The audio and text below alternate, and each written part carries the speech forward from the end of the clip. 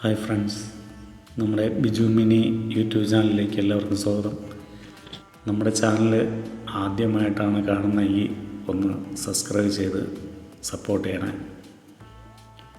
നമ്മുടെ വീട്ടിന് മുകളിൽ മത്തൻ താനെ കിളിർത്തുന്നതാണ് മത്തൻ. അത് നമ്മൾ തട്ടിലോട്ട് പടർത്തി വിട്ട് അതിൽ 2-3 കാ വന്നിട്ടുണ്ട്. അപ്പോഴതൊന്ന് വിളവെടുക്കാൻ വേണ്ടിയിട്ടാണ് ഉള്ള ശ്രമം.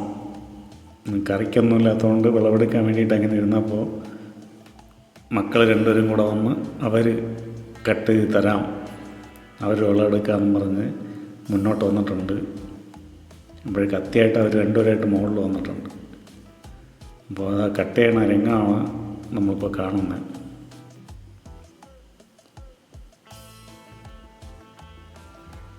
അവളെ കൊണ്ട് പറ്റാത്തത് കൊണ്ട് മൂത്തോളെയും കൂടെ വിളിക്കുന്നുണ്ട്.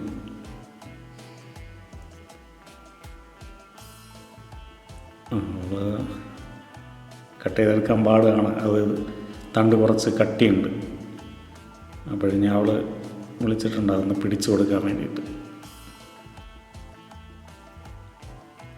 എന്നാലും കട്ട് ചെയ്ത് തരുന്നില്ല. അപ്പോഴവൾ മൂത്തോൾ വാങ്ങിച്ചൊന്ന് കട്ട് ചെയ്താണ്.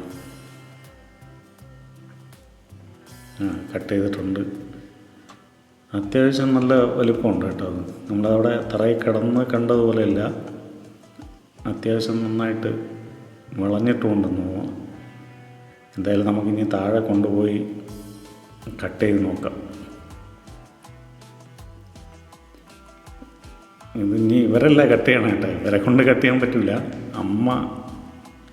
അമ്മേരെ കൊടുത്തിട്ട് അമ്മ കട്ട് ചെയ്യും. അമ്മ താഴെ പാചകങ്ങൾ ചെയ്തുകൊണ്ടിരിപ്പുണ്ട്.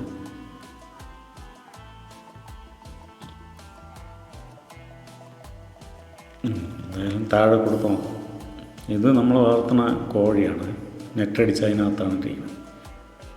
അവിടെ അപ്പൻ നിന്ന് കൂവക്കിഴങ്ങൊക്കെ ഇളക്കി പറക്കുന്നുണ്ട്. ഇതിൻ്റെ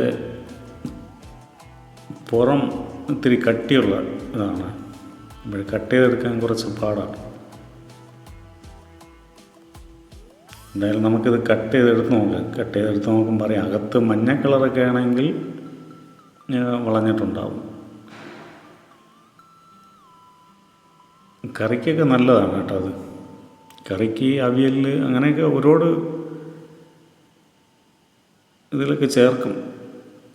നമ്മളിത് തന്നെത്താനെ കിളിർത്ത് വന്ന തണ്ടാണത്, തൈയാണ്.